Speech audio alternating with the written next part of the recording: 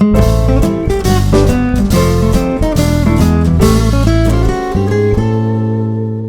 friends, welcome to தெய்வாஸ் Nalabagam. இன்னைக்கு தெய்வாஸ் நலபாகத்துல சூப்பரான காரப்பொரி எப்படி செய்யறதுன்னு தாங்க பார்க்க போறோம்.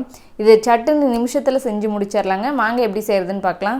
காரப்பொரி செய்யறதுக்கு நான் 3 கப் அளவுக்கு பொரி எடுத்து வச்சிருக்கேங்க. இதுல நான் ஏற்கனவே வறுத்த வேர்க்கடலையும் பொட்டுக்கடலையும் சேர்த்து வச்சிருக்கேன். நீங்க ஒரு கிட்ட வறுக்காத கடலை இருந்துச்சு அப்படினா நம்ம ஃப்ரை பண்ணும்போது எண்ணெயில ஃப்ரை பண்ணிட்டு அப்புறம் இத நம்ம பொரியை சேர்த்துக்கலாம். நான் வந்து நார்மலா இருக்கிற பொரி தான் எடுத்துர்க்கேன் உப்பு இருக்குது. நீங்க வந்து ஒருவேளை உப்பு பொரி வச்சிருந்தீங்கன்னா நீங்க அதில உப்பு எதுவும் சேர்க்க தேவையில்ல. இப்போ இதல நம்ம மசாலாலாம் கலந்தறலாம். இதல 1/4 டீஸ்பூன் மஞ்சள் தூள் சேர்த்துக்கோங்க.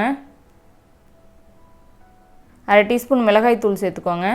மிளகாய் தூள் வந்து குறைவாவே சேர்த்துக்கோங்க. ஏன்னா இதல அதிகமா காரம் பிடிக்கும். இல்ல ஒரு பிஞ்ச் அளவுக்கு மட்டும் உப்பு சேர்த்துக்கறேன் நானு. இப்போ நம்ம இந்த பொரியை வறுத்தறலாம். பொரி வறுக்கிறதுக்கு எப்பவுமே அகலமான பாத்திரமா வச்சுக்கோங்க. இதில் ஒரு 3 டீஸ்பூன் அளவுக்கு தேங்காய் எண்ணெய் சேர்த்துக்கோங்க. பொரிக்கு தேங்காய் எண்ணெய் தான் நல்லாயிருக்கும். இதில் ஒரு 1/4 டீஸ்பூன் கடுகு சேர்த்துக்கோங்க. 1/2 டீஸ்பூன் கடலைப்பருப்பு சேர்த்துக்கோங்க. சேர்த்துட்டு இதை நல்லா ஃப்ரை பண்ணிடுங்க. இதில் ஒரு கொத்து கறிவேப்பிலையை சேர்த்துக்கோங்க. சேர்த்து வதக்கினதுக்கப்புறம் இப்போ பொரியை சேர்த்துக்கலாம். சேர்த்துட்டு சிம்மில் வச்சுக்கோங்க. கண்டிப்பாக சிம்மில் வச்சுக்கோங்க. அப்போ தான் எதுவும் மசாலாலாம் கரியாமல் இருக்கும். சேர்த்துட்டு இதை நல்லா வறுத்து விட்டுருங்க.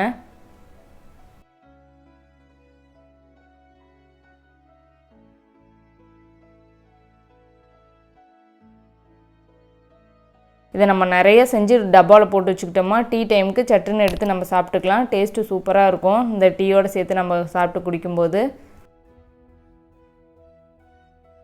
அவ்வளோதாங்க. இந்த மசாலா எல்லா இடத்துலையும் ஈவனாக போடுற மாதிரி நல்லா கலந்து விட்டுருங்க. அவ்வளோதான், நம்ம சூப்பரான மசாலா பொரி காரப்பொரி ரெடி ஆயிடுச்சு.